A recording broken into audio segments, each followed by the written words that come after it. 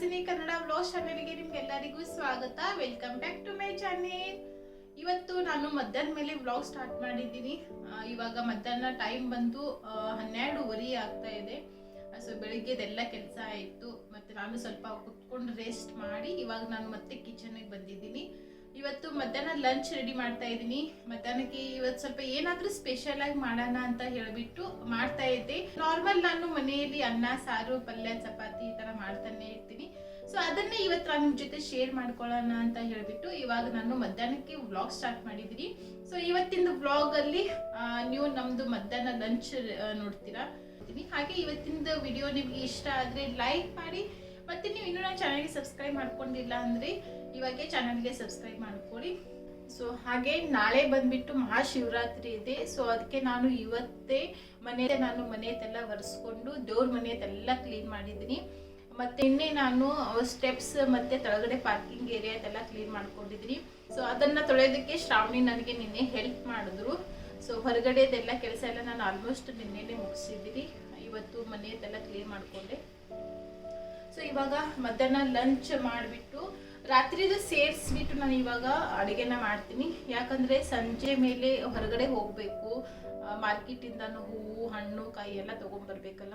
So ಮಾರ್ಕೆಟ್ಗೆ ಹೋದರೆ ಒಂದು 2-3 ಅವರ್ಸ್ ಆದರೂ ಬೇಕೇ ಆಗುತ್ತೆ. ಸೊ ಹಾಗಾಗಿ ನೈಟ್ದು ಅಡುಗೆ ಕೂಡ ನಾನು ಇವಾಗೇ ಮಾಡಿಬಿಡ್ತೀನಿ. ಸೊ ಮೊದಲನೇದಾಗಿ ನಾನಿಲ್ಲಿ ಗೋಬಿದು ಪಕೋಡನ ಮಾಡ್ತಾಯಿದ್ದೀನಿ. ಅದಕ್ಕೋಸ್ಕರ ನಾನು ಗೋಬಿನ ಕ್ಲೀನ್ ಮಾಡಿ ಸ್ವಲ್ಪ ದಪ್ಪ ಸೈಜಲ್ಲಿ ಅದನ್ನು ಕಟ್ ಮಾಡಿ ಇಟ್ಕೊಂಡಿದ್ದೀನಿ. ಇವಾಗ ಕಟ್ ಮಾಡಿರುವಂಥ ಗೋಬಿ ಏನಿದೆ ಅದನ್ನು ಬಿಸಿ ನೀರಿಗೆ ಹಾಕಿಬಿಟ್ಟು ಒಂದು 2 ನಿಮಿಷ ಅದನ್ನು ಕುದಿಸ್ಕೊಳ್ಳೋಣ. ಅದಕ್ಕೆ ನಾನು ಗ್ಯಾಸ್ ಮೇಲೆ ಕಡೆಯಲ್ಲಿ ನೀರನ್ನು ಬಿಸಿಗಿಟ್ಟಿದ್ದೆ. ಆ ನೀರು ಸ್ವಲ್ಪ ಬಿಸಿ ಆಗ್ತಾ ಇದ್ದಂಗೆ ಅದಕ್ಕೆ ಒಂದು ಅರ್ಧ ಟೀ ಸ್ಪೂನ್ ಉಪ್ಪು ಮತ್ತು ಅರ್ಧ ಟೀ ಸ್ಪೂನಷ್ಟು ಅರಿಶಿಣ ಹಾಕಿ ಸ್ಪೂನಿಂದ ಒಂದು ಸರ್ತಿ ಮಿಕ್ಸ್ ಮಾಡಿಕೊಂಡು ಇವಾಗ ಕಟ್ ಮಾಡಿರುವಂಥ ಗೋಬಿನ ಆ ನೀರಿಗೆ ಹಾಕಿಬಿಟ್ಟು ಒಂದು 2 ನಿಮಿಷ ಅದನ್ನು ಕುದಿಯೋದಕ್ಕೆ ಬಿಡೋಣ. ಗೋಬಿದು ಯಾವುದೇ ಒಂದು ರೆಸಿಪಿನ ಮಾಡ್ತಿದ್ರ ಅಂದರೆ ಮೊದಲು ಅದನ್ನು ಬಿಸಿ ನೀರಲ್ಲಿ ಒಂದು 2 ನಿಮಿಷ ಕುದಿಸ್ಕೊಳ್ಳಿ. ಅದಾದ ನಂತರ ಅದ್ರದ್ದು ನೀವು ಪಕೋಡ ಆದರೂ ಮಾಡ್ಕೋಬೋದು, ಇಲ್ಲಾಂದರೆ ಪಲ್ಯ ಆದರೂ ಮಾಡ್ಕೊಳ್ಳಿ. ಈ ಥರ ಮಾಡೋದ್ರಿಂದ ಅದರಲ್ಲಿ ಇರುವಂಥ ಹುಳ ಎಲ್ಲ ಹೋಗುತ್ತೆ. ಸೊ ಅದಕ್ಕೋಸ್ಕರ ಹಾಗೆ ಪಕ್ಕದಲ್ಲಿ ಗ್ಯಾಸ್ ಮೇಲೆ ನಾನು ಬೇಳೆ ಕೂಡ ಇಟ್ಟಿದ್ದೆ. ಕುಕ್ಕರ್ ವಿಸಿಲ್ ತಣ್ಣಗಾದ್ಮೇಲೆ ಬೇಳೆ ಕೂಡ ಸ್ಮ್ಯಾಶ್ ಮಾಡ್ಕೊಂಡಿದ್ದಾಯಿತು. ಹಾಗೆ ಬೆಳಿಗ್ಗೆ ಬ್ರೇಕ್ಫಾಸ್ಟ್ಗೆ ಇವತ್ತು ನಾನು ಇಡ್ಲಿ ಮತ್ತು ಟೊಮೆಟೊ ಚಟ್ನಿ ಹಾಗೆ ಮ್ಯಾಗಿ ಮಾಡಿದ್ದೆ. ಮತ್ತು ನೈಟಲ್ಲಿ ಸ್ವಲ್ಪ ಗೋಬಿ ಪಲ್ಯ ಮಾಡಿದ್ದೆ, ಅದು ಕೂಡ ಉಳಿದಿದೆ. ಇದು ಬಂದುಬಿಟ್ಟು ಬೆಳಿಗ್ಗೆ ಮಾಡಿರುವಂತಹ ಪೂಜೆ. ಇದು ಸಿಂಪಲ್ಲಾಗಿ ಮಾಡಿದ್ದೀನಿ. ಸೊ ಪಪ್ಪ ಹಾಲಲ್ಲಿ ಟಿ ವಿ ನೋಡ್ತಾ ಇದ್ದಾರೆ, ಅವರಿಗೆ ಟೀ ಬೇಕಂತ ಹೇಳಿದ್ರು. ಸೊ ಅದಕ್ಕೋಸ್ಕರ ನಾನು ಇಲ್ಲಿ ಹಾಗೆ ಟೀಗೆ ಇಡ್ತಾ ಇದ್ದೀನಿ. ಸೊ ಗೋಬಿ ಇನ್ನೂ ಕುದೀತಾ ಇದೆ, ಇನ್ನೂ 1 ನಿಮಿಷ ಅದನ್ನು ಕುದಿಸ್ಕೊಳ್ಳೋಣ. ಅವಾಗ ನೀವು ಸ್ಪೂನಿಂದ ಅದನ್ನು ಈ ಥರ ಮಿಕ್ಸ್ ಮಾಡ್ತಾನೆ ಇರಬೇಕು. ಎಲ್ಲ ಕಡೆಯಿಂದ ಚೆನ್ನಾಗಿ ಈವನಾಗಿ ಕುಕ್ ಆಗಲಿ. ಆ ಕಡೆ ಟೀ ರೆಡಿ ಆಗೋಷ್ಟರಲ್ಲಿ ಈ ಕಡೆ ನಾನು ಈರುಳ್ಳಿ ಮತ್ತು ಟೊಮೆಟೊನ ಕಟ್ ಮಾಡ್ಕೋತೀನಿ. ಸೊ ಅವಾಗೆ ನಾನು ಕುಕ್ಕರಲ್ಲಿ ಬೇಳೆನ ಸ್ಮ್ಯಾಶ್ ಮಾಡಿದ್ದೆ. ಹಾಗೆ ಫ್ರಿಜ್ಜಲ್ಲಿ ಸ್ವಲ್ಪ ಮೆಂತ್ಯ ಸೊಪ್ಪಿತ್ತು. ಸೊ ಅದಕ್ಕೋಸ್ಕರ ನಾನು ಇವತ್ತು ಮೆಂತ್ಯ ಸೊಪ್ಪಿಂದ ದಾಲನ್ನು ಮಾಡ್ತಾಯಿದ್ದೀನಿ. ಸೊ ಇದು ದಾಲ್ ನಮ್ಮ ಮನೆಯಲ್ಲಿ ಎಲ್ಲರಿಗೂ ಕೂಡ ತುಂಬಾ ಇಷ್ಟ ಆಗುತ್ತೆ, ತುಂಬ ಟೇಸ್ಟಿ ಅಂತೂ ಇರುತ್ತೆ ಇದು. ಸೊ ಅದಕ್ಕೋಸ್ಕರ ಮೆಂತ್ಯ ಸೊಪ್ಪಿತ್ತು ಫ್ರಿಜ್ಜಲ್ಲಿ ಹಾಗೂ. ಸೊ ಅದನ್ನೇ ಮಾಡೋಣ ಅಂತ ಹೇಳಿಬಿಟ್ಟು ಇವಾಗ ಅದಕ್ಕೆ ಬೇಕಾಗಿರುವಂಥ ಈರುಳ್ಳಿ ಮತ್ತು ಟೊಮೆಟೊನ ಕಟ್ ಮಾಡ್ಕೋತಾ ಇದ್ದೀನಿ. ಹಾಗೆ ಒಂದು 2 ನಿಮಿಷ ಆದ ನಂತರ ಗೋಬಿ ಕೂಡ ನಾನು ಬಿಸಿ ನೀರಿಂದ ನಾನು ಒಂದು ಪಾತ್ರೆಯಲ್ಲಿ ತೆಗಿತಾ ಇದ್ದೀನಿ. ಇದು ಸ್ವಲ್ಪ ತಣ್ಣಗಾಗಲಿ. ಇವಾಗ ಆ ನೀರನ್ನು ಕೂಡ ನಾನು ಸಿಂಕಲ್ಲಿ ಹಾಗೆ ಚೆಲ್ಬಿಡ್ತೀನಿ. ಅಷ್ಟರಲ್ಲಿ ಟೀ ಕೂಡ ರೆಡಿಯಾಗಿದೆ. ಸೊ ಪಪ್ಪಗೋಸ್ಕರ 1 ಕಪ್ ಟೀ ಕೊಡ್ತೀನಿ. ಅವರು ಅಲ್ಲೇ ಹಾಲಲ್ಲೇ ಕೂತ್ಕೊಂಡು ಟಿ ವಿನ ನೋಡ್ತಾ ಇದ್ದಾರೆ. ಸೊ ಅದಾದ ನಂತರ ಮತ್ತೆ ಕಿಚನಿಗೆ ಬಂದುಬಿಟ್ಟು ಇವಾಗ ಮೆಂತ್ಯ ಸೊಪ್ಪಿನ ದಾಲ್ಗೆ ಒಗ್ಗರಣೆನ ಹಾಕೋತಾ ಇದ್ದೀನಿ. ಅದಕ್ಕೋಸ್ಕರ ಪ್ಯಾನಲ್ಲಿ ನಾನು 1 ಟೇಬಲ್ ಸ್ಪೂನಷ್ಟು ಎಣ್ಣೆ ಹಾಕಿದ್ದೀನಿ. ಎಣ್ಣೆ ಬಿಸಿ ಆದಮೇಲೆ ಅದಕ್ಕೆ 1 ಮೀಡಿಯಮ್ ಸೈಜ್ ಈರುಳ್ಳಿ ಮತ್ತು ಮಿಕ್ಸರ್ ಜಾರಲ್ಲಿ ನಾನು ಹಸಿಮೆಣಸಿನಕಾಯಿ ಮತ್ತು ಬೆಳ್ಳುಳ್ಳಿದ ಪೇಸ್ಟನ್ನು ಮಾಡ್ಕೊಂಡಿದ್ದೆ. ಅದನ್ನು ಈರುಳ್ಳಿ ಜೊತೆ ಹಾಕಿಬಿಟ್ಟು ಇವಾಗ ಈರುಳ್ಳಿ ಮತ್ತು ಹಸಿಮೆಣಸಿನಕಾಯಿ ಬೆಳ್ಳುಳ್ಳಿ ಪೇಸ್ಟ್ ಹಸಿ ವಾಸನೆ ಹೋಗೋವರೆಗೂ ಇದನ್ನು ಚೆನ್ನಾಗಿ ಫ್ರೈ ಮಾಡ್ಕೊಳ್ಳೋಣ. ಸೊ ಆ ಕಡೆ ಈರುಳ್ಳಿ ಫ್ರೈ ಆಗೋಷ್ಟರಲ್ಲಿ ಈ ಕಡೆ ಮೆಂತ್ಯ ಸೊಪ್ಪು ಕೂಡ ಕಟ್ ಮಾಡ್ಕೋತೀನಿ. ಮೆಂತ್ಯ ಸೊಪ್ಪಿದು ನೀವು ಪಲ್ಯ ಅಥವಾ ಈ ಥರ ದಾಲನ್ನು ಮಾಡ್ತಾ ಇದ್ದೀರಾ ಅಂದರೆ ಮೆಂತ್ಯ ಸೊಪ್ಪನ್ನು ನೀವು ಮೊದಲೇ ಕಟ್ ಮಾಡಿ ಇಡಬೇಡಿ. ಸೊ ಹಾಕೋದು ಟೈಮಲ್ಲಿನೇ ಜಸ್ಟ್ ಕಟ್ ಮಾಡಿಬಿಟ್ಟು ಇಮಿಡಿಯೇಟ್ಲಿ ಹಾಕಿಬಿಡಿ. ನೀವು ಮುಂಚೆನೇ ಮೆಂತ್ಯ ಸೊಪ್ಪನ್ನು ಕಟ್ ಮಾಡಿಟ್ರೆ ಮೆಂತ್ಯ ಸೊಪ್ಪು ಕಹಿ ಬಂದುಬಿಡುತ್ತೆ. ಸೊ ಅದಕ್ಕೋಸ್ಕರ ಇನ್ನೇನು ಹಾಕೋ ಟೈಮಲ್ಲಿ ಮೆಂತ್ಯ ಸೊಪ್ಪನ್ನು ಕಟ್ ಮಾಡ್ಕೊಳ್ಳಿ. ಈರುಳ್ಳಿ ಮತ್ತು ಹಸಿಮೆಣಸಿನ್ಕಾಯಿ ಬೆಳ್ಳುಳ್ಳಿ ಇದೆಲ್ಲ ಚೆನ್ನಾಗಿ ಫ್ರೈ ಆದಮೇಲೆ ನೆಕ್ಸ್ಟ್ ಅದಕ್ಕೆ ನಾನು ಒಂದು ಮೀಡಿಯಮ್ ಸೈಜು ಟೊಮೆಟೊನ ಹಾಕಿಬಿಟ್ಟು ಅದು ಕೂಡ ಸಾಫ್ಟ್ ಆಗೋವರೆಗೂ ಫ್ರೈ ಮಾಡ್ಕೊಂಡಿದ್ದೀನಿ. ಅದಾದ ನಂತರ ಒಂದು ಅರ್ಧ ಟೀ ಸ್ಪೂನಷ್ಟು ಗರಂ ಮಸಾಲ ಮತ್ತು 1 ಟೀ ಸ್ಪೂನಷ್ಟು ಧನಿಯಾ ಪೌಡರನ್ನು ಹಾಕೋತಾ ಇದ್ದೀನಿ. ದಾಲ್ಗೆ ಸ್ವಲ್ಪ ಮಸಾಲ ಫ್ಲೇವರ್ ಬರಲಿ ಅಂತ ಹೇಳಿಬಿಟ್ಟು, ನಿಮಗೆ ಬೇಡ ಅಂದರೆ ಅದನ್ನು ಸ್ಕಿಪ್ ಕೂಡ ಮಾಡ್ಕೋಬೋದು. ಅದಾದ ನಂತರ ಅದಕ್ಕೆ ಸಣ್ಣದಾಗಿ ಕಟ್ ಮಾಡಿ ಇಟ್ಕೊಂಡಂಥ ಮೆಂತ್ಯ ಸೊಪ್ಪನ್ನು ಹಾಕಿ, ಮೆಂತ್ಯ ಸೊಪ್ಪು ಹಾಕಿದ್ಮೇಲೆ ಅದು ಸ್ವಲ್ಪ ಸಾಫ್ಟ್ ಆಗಬೇಕು, ಅಲ್ಲಿವರೆಗೂ ಇದನ್ನು ಚೆನ್ನಾಗಿ ಈ ರೀತಿ ಫ್ರೈ ಮಾಡ್ಕೊಳ್ಳಿ. ಈ ಥರ ಸಾಫ್ಟ್ ಆದಮೇಲೆ ಇವಾಗ ಕುಕ್ಕರಲ್ಲಿ ಬೇಯಿಸಿಟ್ಟಿರುವಂತಹ ಬೇಳೆ ಏನಿದೆ ಅದನ್ನು ಇದಕ್ಕೆ ಹಾಕ್ಕೊಳ್ಳೋಣ. ಬೇಳೆ ಜೊತೆ ನಾನು ಅರಿಶಿಣ ಕೂಡ ಹಾಕಿಬಿಟ್ಟು ಬೇಯಿಸಿದ್ದೆ. ಸೊ ಅದಕ್ಕೋಸ್ಕರ ನಾನು ಇವಾಗ ಒಗ್ಗರಣೆಯಲ್ಲಿ ಅರಿಶಿಣನ ಹಾಕಿಲ್ಲ. ಸೊ ನೀವು ಬೇಕಾದರೆ ಒಗ್ಗರಣೆಯಲ್ಲಿ ಕೂಡ ಹಾಕ್ಕೋಬೋದು. ಇವಾಗ ರುಚಿಗೆ ತಕ್ಕಷ್ಟು ಉಪ್ಪನ್ನು ಹಾಕಿಬಿಟ್ಟು, ನಿಮಗೆ ಇದು ದಾಲ್ ಎಷ್ಟು ಗಟ್ಟಿ ಬೇಕು ಎಷ್ಟು ತೆಳುವಾಗಬೇಕು ನೋಡ್ಕೊಂಡ್ಬಿಟ್ಟು ನೀರನ್ನು ಹಾಕ್ಕೊಳ್ಳಿ. ಈ ಥರ ಮಿಕ್ಸ್ ಮಾಡಿಬಿಟ್ಟು ಒಂದು 2 ಅಥವಾ 3 ನಿಮಿಷ ದಾಲನ್ನು ಕುದಿಸ್ಕೊಳ್ಳೋಣ. ಕುದ್ಮೇಲೆ ನೋಡಿ ಈ ಥರ ರೆಡಿ ಆಗುತ್ತೆ. ತುಂಬಾ ಟೇಸ್ಟಿಯಾಗಿರುತ್ತೆ. ಬಿಸಿ ಬಿಸಿ ಚಪಾತಿ ಅನ್ನದ ಜೊತೆ ನೀವು ಇದನ್ನು ತಿನ್ಬೋದು. ಸೊ ಆ ಕಡೆ ದಾಲ್ ಮಾಡೋಷ್ಟರಲ್ಲಿ ಈ ಕಡೆ ಗೋಬಿ ಕೂಡ ತಣ್ಣಗಾಗಿದೆ. ಇದನ್ನು ಒಂದು ಪ್ಲೇಟಲ್ಲಿ ತೆಗೆದುಬಿಟ್ಟು ತಿರ್ಗಿ ಅದೇ ಪಾತ್ರೆಯಲ್ಲಿ ನಾನು ಒಂದು ಅರ್ಧ ಬೌಲಷ್ಟು ಕಡಲೆ ಹಿಟ್ಟು ಮತ್ತು ಒಂದು 4 ಟೀ ಸ್ಪೂನಷ್ಟು ಅಕ್ಕಿ ಹಿಟ್ಟು ಹಾಗೆ ಮಸಾಲನ ಹಾಕೋತಾ ಇದ್ದೀನಿ. ಮೊದಲನೇದಾಗಿ ರೆಡ್ ಚಿಲ್ಲಿ ಪೌಡರ್, ನಿಮಗೆ ಪಕೋಡಕ್ಕೆ ಎಷ್ಟು ಖಾರ ಬೇಕು ನೋಡ್ಕೊಂಡ್ಬಿಟ್ಟು ರೆಡ್ ಚಿಲ್ಲಿ ಪೌಡರನ್ನು ಹಾಕ್ಕೊಳ್ಳಿ. ಹಾಗೆ ಅದ್ರ ಜೊತೆ ಸ್ವಲ್ಪ ಗರಂ ಮಸಾಲ, ಸ್ವಲ್ಪ ಧನಿಯಾ ಪೌಡರ್ ಮತ್ತು ಸಣ್ಣದಾಗಿ ಕಟ್ ಮಾಡ್ಕೊಂಡಂತಹ ಈರುಳ್ಳಿ, ರುಚಿಗೆ ತಕ್ಕಷ್ಟು ಉಪ್ಪು ಮತ್ತು ಸ್ವಲ್ಪ ಅಜವೈನನ್ನು ಹಾಕೋತಾ ಇದ್ದೀನಿ. ಅಜವೈನ ಹಾಕೊಳ್ಳೋದ್ರಿಂದ ಡೈಜೆಷನ್ಗೆ ತುಂಬಾ ಒಳ್ಳೆಯದು, ಅದಕ್ಕೋಸ್ಕರ ಸ್ವಲ್ಪ ಹಾಕ್ಕೊಳ್ಳಿ. ಅದಾದ ನಂತರ ಒಂದು ಅರ್ಧ ಟೀ ಸ್ಪೂನಷ್ಟು ಜೀರಿಗೆ, ಸ್ವಲ್ಪ ಫ್ರೆಶ್ ಕೊತ್ತಂಬರಿ ಮತ್ತು 1 ಟೀ ಸ್ಪೂನಷ್ಟು ಶುಂಠಿ ಬೆಳ್ಳುಳ್ಳಿ ಪೇಸ್ಟನ್ನು ಹಾಕ್ಕೊಂಡಿದ್ದೀನಿ. ನಾ ರೆಡ್ ಚಿಲ್ಲಿ ಪೌಡರನ್ನು ಯೂಸ್ ಮಾಡಿದ್ದೀನಿ. ನೀವು ಬೇಕಾದರೆ ಹಸಿಮೆಣಸಿನ್ಕಾಯಿ ಕೂಡ ಇದಕ್ಕೆ ಹಾಕ್ಕೋಬೋದು. ಮಕ್ಕಳು ತಿಂತಾರೆ, ಅದಕ್ಕೋಸ್ಕರ ನಾನು ರೆಡ್ ಚಿಲ್ಲಿ ಪೌಡರನ್ನು ಹಾಕ್ಕೊಂಡಿದ್ದೀನಿ. ಸೊ ಇವಾಗ ಚೆನ್ನಾಗಿ ಕೈಯಿಂದ ಅದನ್ನು ಮಿಕ್ಸ್ ಮಾಡಿಬಿಟ್ಟು ನೆಕ್ಸ್ಟ್ ಇವಾಗ ಸ್ವಲ್ಪ ಸ್ವಲ್ಪ ನೀರನ್ನು ಹಾಕ್ಕೊಳ್ತಾ ಹಿಟ್ಟನ್ನು ಕಲಿಸ್ಕೊಳ್ಳೋಣ. ಹಿಟ್ಟಲ್ಲಿ ಯಾವುದೇ ರೀತಿ ಗಂಟು ಇರಬಾರ್ದು, ನಿಮಗೆ ಸ್ಮೂತಾಗಿ ಹಿಟ್ಟನ್ನು ರೆಡಿ ಮಾಡ್ಕೋಬೇಕು. ಮತ್ತು ಕಡಲೆ ಹಿಟ್ಟು ಮತ್ತು ಅಕ್ಕಿ ಹಿಟ್ಟನ್ನು ನೀವು ಯೂಸ್ ಮಾಡೋಕ್ಕಿಂತ ಮೊದಲು ಚಾಳನಿಂದ ಅದನ್ನು ಚೆನ್ನಾಗಿ ಚಾಳಿಸ್ಬಿಟ್ಟು ಆಮೇಲೆ ನೀವು ಅದನ್ನು ಯೂಸ್ ಮಾಡ್ಕೊಳ್ಳಿ. ಸೊ ಆವಾಗ ನಿಮಗೆ ಹಿಟ್ಟಲ್ಲಿ ಗಂಟು ಬರೋದಿಲ್ಲ, ಸ್ಮೂತಾಗಿ ಚೆನ್ನಾಗಿ ರೆಡಿಯಾಗುತ್ತೆ ಹಿಟ್ಟು. ಇವಾಗ ಕಲಸಿದ ಮೇಲೆ ನಾವು ಬೇಯಿಸಿಟ್ಟಿರುವಂತಹ ಗೋಬಿ ಏನಿದೆ ಅದನ್ನು ಈ ಹಿಟ್ಟಲ್ಲಿ ಹಾಕಿಬಿಟ್ಟು ಕೈಯಿಂದ ಈ ರೀತಿ ಚೆನ್ನಾಗಿ ಮಿಕ್ಸ್ ಮಾಡ್ಕೊಳ್ಳಿ. ಮತ್ತು ನಿಮಗೆ ಮೇಲುಗಡೆಯಿಂದ ಇನ್ನೂ ಒಂದು ಸ್ವಲ್ಪ ಅಕ್ಕಿ ಹಿಟ್ಟು ಮತ್ತು ಕಡಲೆ ಹಿಟ್ಟು ಬೇಕು ಅಂತ ಅನಿಸಿದ್ರೆ ನೀವು ಆಮೇಲೆ ಮೇಲುಗಡೆಯಿಂದ ಕೂಡ ಹಾಕೋಬೋದು. ಇವಾಗ ನನಗೆ ಸ್ವಲ್ಪ ಕಡಿಮೆ ಅನ್ನಿಸ್ತಾ ಇದೆ, ಅದಕ್ಕೋಸ್ಕರ ನಾನು ಮೇಲುಗಡೆಯಿಂದ ಇನ್ನೂ ಒಂದು ಸ್ವಲ್ಪ ಅಕ್ಕಿ ಹಿಟ್ಟು ಮತ್ತು ಕಡಲೆ ಹಿಟ್ಟನ್ನು ಹಾಕ್ಕೊಂಡಿದ್ದೀನಿ. ಹಾಕಿಬಿಟ್ಟು ಪುನಃ ಇದನ್ನು ಕೈಯಿಂದ ಈ ರೀತಿ ಚೆನ್ನಾಗಿ ಮಿಕ್ಸ್ ಮಾಡ್ಕೊಳ್ಳೋಣ.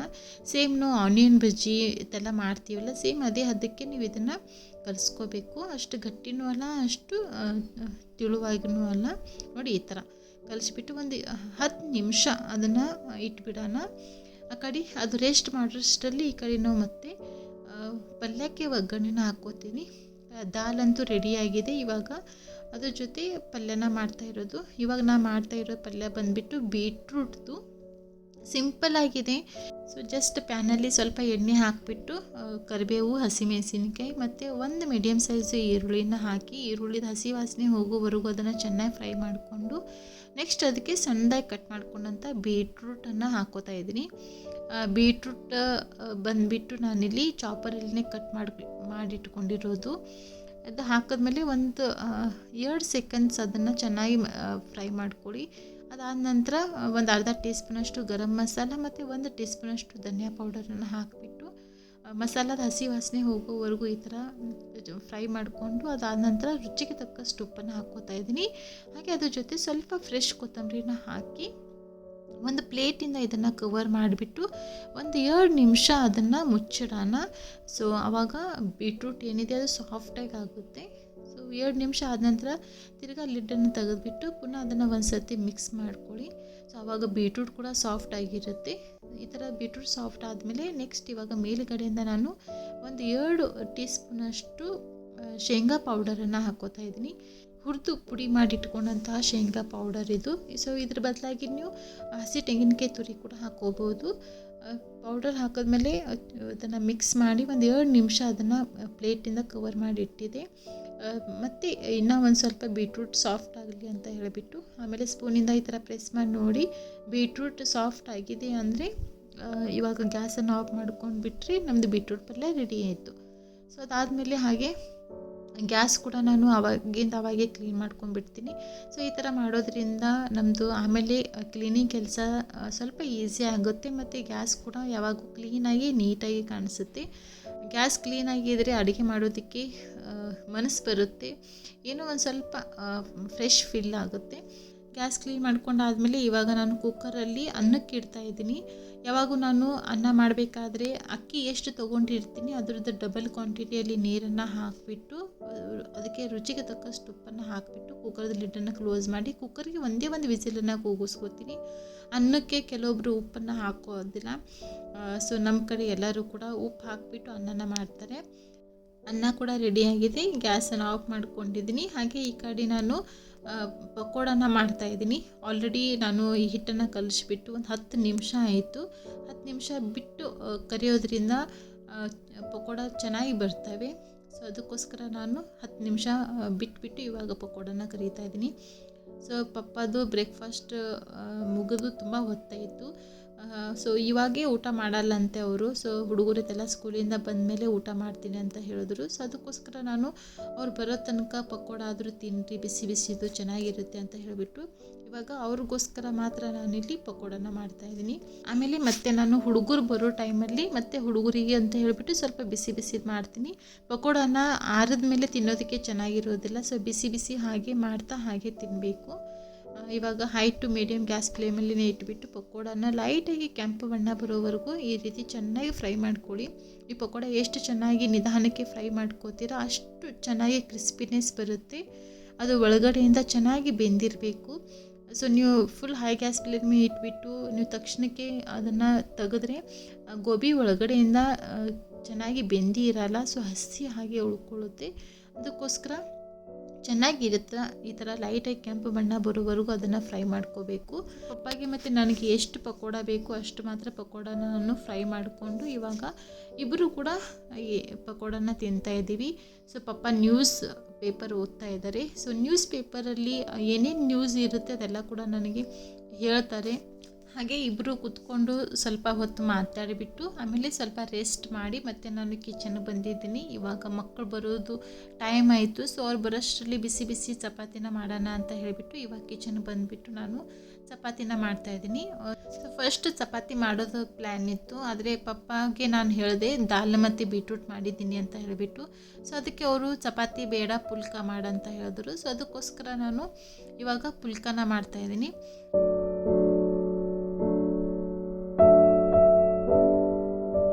ಮಕ್ಕಳು ಸ್ಕೂಲಿಂದ ಬರೋ ಟೈಮ್ ಆಯಿತು. ಅವ್ರು ಬರೋಷ್ಟರಲ್ಲಿ ನಾನು ಪುಲ್ಕ ಒಂದು ಮಾಡಿಬಿಡ್ತೀನಿ. ಪಪ್ಪಾಗೆ ನಾನು ಕೇಳಿದೆ ಪುಲ್ಕ ಮಾಡಲಾ ಅಥವಾ ಚಪಾತಿ ಮಾಡಲ ಅಂತ ಹೇಳಿಬಿಟ್ಟು. ಸೊ ಅವರು ಪಲ್ಯ ಮತ್ತು ದಾಲ್ ಇದೆಲ್ಲ ನೋಡಿಬಿಟ್ಟು ನನಗೆ ಪುಲ್ಕನೇ ಮಾಡಂತ ಹೇಳಿದ್ರು. ಸೊ ಅದಕ್ಕೆ ಇವಾಗ ಅದನ್ನೇ ಮಾಡ್ತಾಯಿದ್ದೀನಿ. ಪಪ್ಪಾಗೆ ಇದು ಪುಲ್ಕ ತುಂಬಾ ಇಷ್ಟ ಆಗುತ್ತೆ.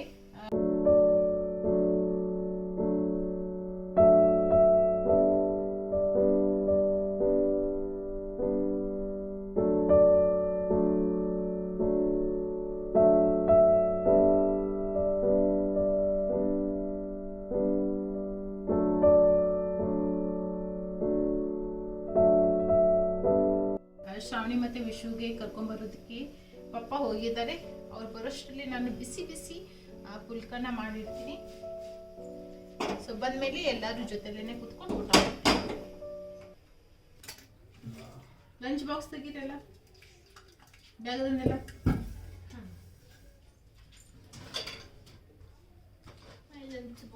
ಖಾಲಿ ಎಲ್ಲ